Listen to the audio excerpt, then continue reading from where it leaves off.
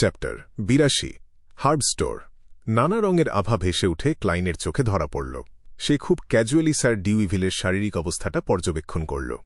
লোকটা বেশ সুস্থ, শরীরে লুকিয়ে থাকা কোনো বড় সমস্যা নেই, তবে তার মানসিক অবস্থাটা একদম জঘন্য। সেই বিষণ্ণতার মাঝেও এক ধরনের দুর্বলতা কাজ করছে। লোকটার মানসিক অবস্থা কি খুব ভঙ্গুর? তার কি রাতে ঘুমোতে সমস্যা হয়? কিন্তু মাথার কাছে ওই বেগুনি আভাটা তো একদম ঠিকঠাকই দেখাচ্ছে। স্যার ডিউইভিল যখন হেঁটে লাইব্রেরি থেকে বেরিয়ে যাচ্ছিলেন, ক্লাইন মনে মনে বিড়বিড় করে কথাগুলো বলল। নিজের দৃষ্টিটা গুটিয়ে নিয়ে ক্লাইন কপালে হাত দিয়ে একটু মালিশ করল, তারপর ভেতরে ভেতরে একটা দীর্ঘশ্বাস ফেলল। বড়লোক হওয়াটা আসলে খুব একটা সোজা কাজ নয়। সে এই ব্যাপারে আর বেশি মাথা ঘামাল না। সামনে রাখা জার্নালগুলোর দিকে আবার মনোযোগ দিল। সবগুলো জার্নাল পড়ার পরও ক্লাইন খুব একটা সূত্র খুঁজে পেল না। সে শুধু কয়েকটা ব্যাপার নিশ্চিত হতে পারল। প্রথমত, হর্নাসিস পর্বতমালা এবং তার আশেপাশের এলাকায় একটা প্রাচীন রাজ্য ছিল। সেই প্রাচীন রাজ্যের ইতিহাস অন্তত ১৫০০ বছর আগের। দ্বিতীয়ত, তাদের স্থাপত্যশৈলী মূলত বিশাল আর জাঁকজমকপূর্ণ হওয়ার দিকেই ফোকাস করত। তারা নানা ধরনের মিউরাল বা দেয়ালচিত্র রেখে গেছে, আর সেই মিউরালগুলো থেকে এটা স্পষ্ট বোঝা যায় যে তারা বিশ্বাস করত অ্যাভারনাইট মৃতদের প্রিয়জনদের রক্ষা করবেন।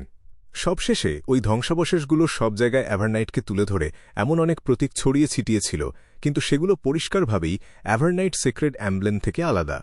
যদি কখনো সুযোগ পাই, সুযোগ পেলেও আমি কখনো ওখানে যাব না। দাঁতে দাঁত চেপে ক্লাইন বিড়বিড় করল। সে মনে মনে শপথ করল যে খামোখা নিজের মৃত্যু ডেকে আনবে না। জার্নালের আর্টিকেলগুলো গুছিয়ে নিয়ে আবার আগের জায়গায় ঠিকঠাকভাবে রেখে দিল সে। তারপর নিজের টুপিটা মাথায় দিয়ে ছড়িটা হাতে তুলে নিল আর ডিউইভিল লাইব্রেরি থেকে বেরিয়ে গেল। Divination club. অতিথিদের অভ্যর্থনা জানানোর দায়িত্বে থাকা সুন্দরী মেয়েটির দিকে তাকিয়ে বোগদা বলল, আমি একটা ডিভিনেশন করাতে চাই। অ্যাঞ্জেলিকা খুব ভদ্রভাবে একটু হাসল, তারপর বলল, আপনার কি বিশেষ কোনো ফরচুন টেলারের কথা মাথায় আছে? নাকি আপনি আমাদের ইন্ট্রোডাকশন গাইডটা একটু উল্টেপাল্টে দেখে নিতে চান, যাতে আপনার জন্য সবচেয়ে উপযুক্ত মানুষটিকে বেছে নিতে পারেন? বোগদা তার পেটের ডান দিকে হাত চেপে ধরল, ভেতরে ভেতরে একটু হাঁপিয়ে উঠে বলল, আমি চাই মিস্টার ক্লাইন মোরেত্তি আমার ডিভিনেশনটা করুন। কিন্তু মিস্টার মোরেত্তি তো আজ এখানে নেই। একটু দ্বিধা নিয়ে অ্যাঞ্জেলিকা উত্তর দিল। বোগদা এক মুহূর্তের জন্য চুপ করে গেল। কয়েক পা পায়চারি করে সে জিজ্ঞেস করল, মিস্টার মোরেত্তিকে কখন পাওয়া যাবে? সেটা তো কেউ জানে না। তার নিজেরও অনেক কাজ থাকে। তবে আমি যতদূর দেখেছি, উনি সাধারণত সোমবার বিকেলের দিকেই এখানে আসেন। বিষয়টা নিয়ে একটু ভেবে অ্যাঞ্জেলিকা বলল, ঠিক আছে। বোগদার চেহারাটা একটু অন্ধকার হয়ে গেল। সে ঘুরে দাঁড়িয়ে চলে যাওয়ার প্রস্তুতি নিল। স্যার, আপনি চাইলে অন্য কোনো ফরচুন টেলারকেও বেছে নিতে পারেন। উদাহরণস্বরূপ, আপনি মিস্টার হানাস ভিনসেন্টকে বেছে নিতে পারেন। উনি কিন্তু টিঙ্গেন সিটিতে বেশ বিখ্যাত। অ্যাঞ্জেলিকা আপ্রাণ চেষ্টা করল যাতে ক্লাবের একটা কাজ হাতছাড়া না হয়। বোগদা মাঝপথেই থেমে গেল। বিষয়টা এক মুহূর্তের জন্য ভেবে নিয়ে বলল, না, আমি শুধুমাত্র মিস্টার মোরেত্তিকেই বিশ্বাস করি। আচ্ছা, আমি কি এখানে কিছুক্ষণ অপেক্ষা করতে পারি? হয়তো নিজের কাজ শেষ করে উনি চলেও আসতে পারেন। কোনো সমস্যা নেই, আন্তরিক একটা হাসি দিয়ে অ্যাঞ্জেলিকা বলল। বোগদা সোফায় গিয়ে বসল। কখনো সে নিজের হাতের ছড়িটায় হাত বুলিয়ে দিচ্ছিল, আবার কখনো জানালার বাইরে তাকাচ্ছিল। তাকে দেখে খুব পরিষ্কারভাবেই বেশ অধৈর্য লাগছিল। সেকেন্ডগুলো একসময় মিনিটে রূপ নিল। বোগদার মনের ভেতর তখন একটা জগাখিচুড়ি অবস্থা। সে বুঝতে পারছিল না যে তার আরও অপেক্ষা করা উচিত নাকি চলে যাওয়া উচিত। ঠিক এমন সময়েই সে শুনতে পেল সুন্দরী মেয়েটি আনন্দের সাথে বেশ অবাক হয়ে বলে উঠল, গুড আফটারনুন, মিস্টার মোরেত্তি। ক্লাইন চেনা মুখ অ্যাঞ্জেলিকাকে দেখে ঠিক জিজ্ঞেস করতে যাচ্ছিল যে সবসময় তাকেই কেন এখানে দেখা যায়। তার কি বিশ্রাম নেওয়ার বা ছুটির দিন কাটানোর কোনো প্রয়োজন নেই? কিন্তু পরক্ষণেই তার মনে পড়ল যে সে একজন সিয়ার, তাই এমন সাধারণ প্রশ্ন করা তার একদমই মানায় না। এর বদলে তাকে একজন ভণ্ড জ্যোতিষীর মতো গলায় বলতে হবে, ভাগ্য কিভাবে আমাদের বারবার দেখা করিয়ে দিচ্ছে, কি চমৎকার একটা ব্যাপার, তাই না ম্যাডাম অ্যাঞ্জেলিকা? এটা শুনলে কি মনে হবে যে আমি তার সাথে ফ্লার্ট করছি? ক্লাইনের মাথায় দ্রুত চিন্তার ঝড় বয়ে গেল। শেষে সে শুধু একটু হেসে উত্তর দিল, গুড আফটারনুন ম্যাডাম অ্যাঞ্জেলিকা। একজন কাস্টমার আপনাকে দিয়ে একটা ডিভিনেশন করাতে চান। অ্যাঞ্জেলিকা হাত দিয়ে বোগদাকে দেখিয়ে দিল যে ততক্ষণে তাড়াহুড়ো করে সোফা থেকে উঠে দাঁড়িয়েছিল। কেউ আসলেই আমাকে খুঁজছে? ক্লাইন বেশ আনন্দ আর অবাক হয়ে তার হাফটপ হ্যাটটা খুলে ফেলল, আর সেই ফাঁকে নিজের দুই ভ্রুর মাঝখানটায় দুবার একটু মালিশ করে নিল। Good afternoon sir. ক্লাইন ওদিকে তাকাতেই হঠাৎ তার কথা মাঝপথে থেমে গেল। তার স্পিরিট ভিশনে সে দেখতে পাচ্ছিল লোকটার লিভার বেশ অনুজ্জ্বল হয়ে আছে, রংটা প্রায় কালচে হয়ে গেছে, আর এর কারণে তার পুরো শরীরের ভারসাম্য নষ্ট হয়ে যাচ্ছে। শরীরের নানা জায়গায় তার আভা একদম হালকা হয়ে এসেছে। ক্লাইন তার কথাগুলো একটু ভেবে নিল, তারপর বেশ গম্ভীর একটা এক্সপ্রেশন নিয়ে বলল, স্যার, আপনার আসলে একজন ডাক্তারের কাছে যাওয়া উচিত, কোনো ডিভিনেশনের খোঁজ করা নয়। বোগদা জায়গাতেই একদম স্তব্ধ হয়ে দাঁড়িয়ে রইল। পরমুহূর্তেই তার চোখে মুখে একটা আনন্দের আর অবাক হওয়ার মিশ্র ভাব ফুটে উঠল। সে বিড়বিড় করে বলল, কি দারুণ ব্যাপার! আনা আমাকে মোটেও মিথ্যে বলেনি। সে তাড়াহুড়ো করে বেশ আন্তরিকতার সাথে ক্লাইনের দিকে তাকাল। মিস্টার মোরেত্তি, আমি ইতিমধ্যেই একজন ডাক্তার দেখিয়েছি, আর হয়তো আমাকে একটা সার্জারির মধ্য দিয়ে যেতে হবে, কিন্তু আমি এই সার্জারিটা নিয়ে ভীষণ ভয় পাচ্ছি। আমি ডিভিনেশন করে এর ফলাফলটা আগে থেকে জানতে চাই। এই যুগের সার্জারি সত্যি বলতে একদম বিপদে ভরপুর।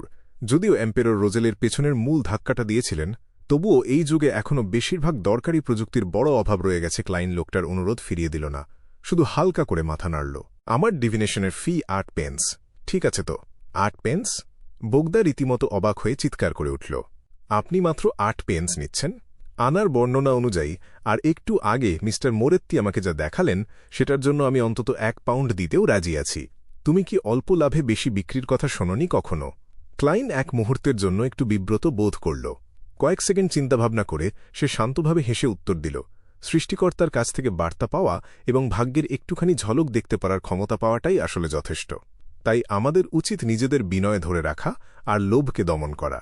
শুধুমাত্র এভাবেই আমরা আমাদের এই উপহারগুলোর আশীর্বাদ পেতে থাকব। আপনি সত্যিই একজন সত্যিকারের সিয়ার। বোগদা নিজের বুকে হাত রেখে একটু ঝুঁকে সম্মান জানাল। তার গলার স্বর ছিল একেবারে আন্তরিকতায় ভরা। বোগদার এই প্রশংসা আর বিশ্বাস পেয়ে ক্লাইনের স্পিরিচুয়ালিটি যেন একটু শান্ত হল, আর নিজের এই নীতিবাক্য বা প্রিন্সিপালগুলোর বর্ণনা দিয়ে সে নিজেই যেন নতুন কিছু বুঝতে পারল। মিস অ্যাঞ্জেলিকা, টোপাজ কি খালি আছে? সে পাশে দাঁড়িয়ে থাকা সুন্দরী মেয়েটির দিকে ঘুরে তাকাল। অ্যাঞ্জেলিকা বোগদার জন্য একটু স্বস্তির নিঃশ্বাস ফেলল, তারপর মিষ্টি করে হেসে বলল, হ্যাঁ। ডিভিনেশন রুমের ভেতরে ঢুকে ক্লাইন বোগদাকে নির্দেশ দিল দরজাটা বন্ধ করে দিতে। তারপর সে টেবিলের পেছনে গিয়ে বসল এবং নিজের কপালে একটু মালিশ করল। আমরা কি ডিভিনেশনের জন্য ট্যারোট কার্ড ব্যবহার করব? সে হাসি মুখে জানতে চাইল, কারণ স্পিরিট ডাউসিং পদ্ধতিটা শুধু নিজের সাথে জড়িত বিষয়গুলো বের করার জন্যই উপযুক্ত, আর অ্যাস্ট্রোলেব আঁকতে গেলে বড্ড বেশি সময় লেগে যাবে।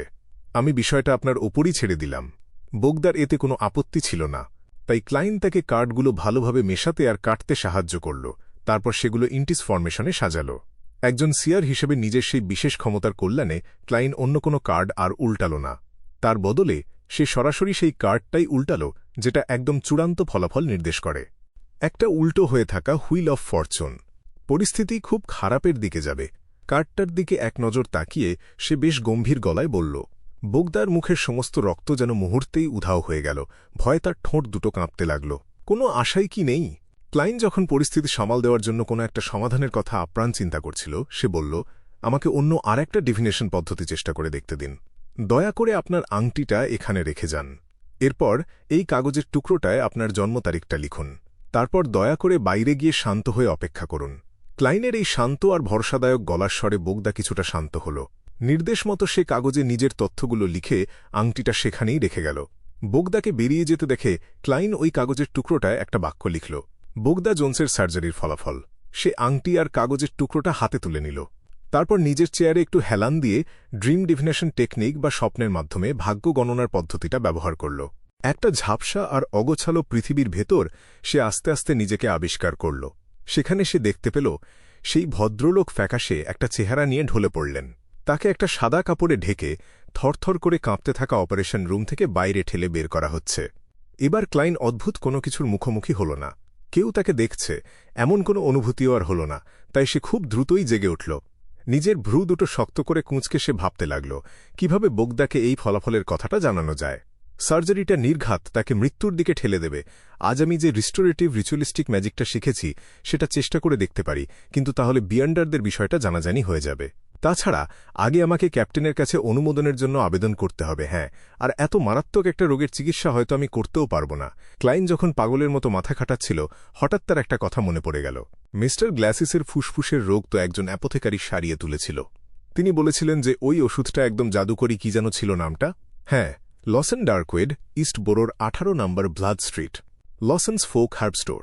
ক্লাইন যেহেতু তখন ঠিকানাটা খুব মনোযোগ দিয়ে মুখস্থ করার চেষ্টা করেছিল, তাই সহজেই পুরো বিষয়টা তার মনে পড়ে গেল। সে টেবিলের কোনায় টোকা দিতে দিতে দ্রুত একটা সিদ্ধান্ত নিয়ে ফেলল। এই আইডিয়াটা ভালো নাকি খারাপ সেটা স্পিরিট ডাউসিং ব্যবহার করে দ্রুত নিশ্চিত হওয়ার পর ক্লাইন দরজা খুলে বাইরে বেরিয়ে এল। বোগদাকে খুব নার্ভাস ভঙ্গিতে উঠে দাঁড়াতে দেখে সে তার আংটিটা ফিরিয়ে দিল আর আন্তরিক একটা হাসি দিয়ে বলল, আমি আপনার জন্য আশার আলো দেখতে পেয়েছি। সত্যি? বোগদা আনন্দে আর বিস্ময়ে জিজ্ঞেস করল। ক্লাইন তার কথার কোনো উত্তর না দিয়ে নিজের কথা চালিয়ে গেল। আপনার সেই আশা লুকিয়ে আছে ইস্টবোরোর ভ্লাদ স্ট্রিটে। এটা লসন নামের একটা শব্দের সাথে জড়িত। যদি আপনি সেটা খুঁজে না পান তাহলে সোমবার বিকেল 4টায় আবার এখানে ফিরে আসবেন। ভালো, খুব ভালো। মাথা নেড়ে বোগদা নিজের কথাটাই আবার উচ্চারণ করল। সে উত্তেজনায় কাঁপতে কাঁপতে নিজের মানিব্যাগ বের করল আর সেখান থেকে 5 পেন্স আর 3 পেনি বের করে দিল। ক্লাইন ঠিক যেমনটা বলেছিল সে একদম সেভাবেই কাজ করেছে। কোনো বকশিস দিয়ে সে একজন সত্যিকারের সিয়ারকে কলুষিত করতে চায়নি। টাকাটা হাতে নেওয়ার সময় ক্লাইনের ঠোঁটের কোণটা একটু কেঁপে উঠল, তবে সে বেশ উজ্জ্বল একটা হাসি দিল। আশা করি আপনি যত দ্রুত সম্ভব আপনার সেই আশার আলো খুঁজে পাবেন। বোগদা চলে যাওয়ার পর সে আগের বারের মতোই নিজের কমিশনটা বুঝিয়ে দিল আর অ্যাঞ্জেলিকাকেও কিছু বকশিস দিল, এমন একটা ভান করল যেন সে পুরো 1 সলি আয় করেছে। ইস্টবোরো, ব্লাড স্ট্রিট। বোগদা রাস্তার এক মাথা থেকে আর এক মাথা পর্যন্ত হাঁটল। এভাবে টানা 3 বার হাঁটার পর তার লিভারের ব্যথায় টনটন করে উঠল। অবশেষে সে নিশ্চিত হল যে এই পুরো রাস্তায় লসন নামের সাথে জড়িত একটাই মাত্র জায়গা আছে। সেটা হল 18 নম্বরের লসন্স ফোক হার্ব স্টোর। অনেক কষ্টে সাহস জুগিয়ে সে ভেতরে ঢুকল। সাথে সাথেই নাকে নানারকম লতাপাতা আর ভেষজ ওষুধের গন্ধ এসে ধাক্কা মারল। সে দেখতে পেল দোকানের মালিকের চুলগুলো কালো কিন্তু একদম ছোট করে ছাঁটা, মুখটা গোলগাল, আর বয়স দেখে মনে হল 30 কি 40-এর কোঠায় হবে।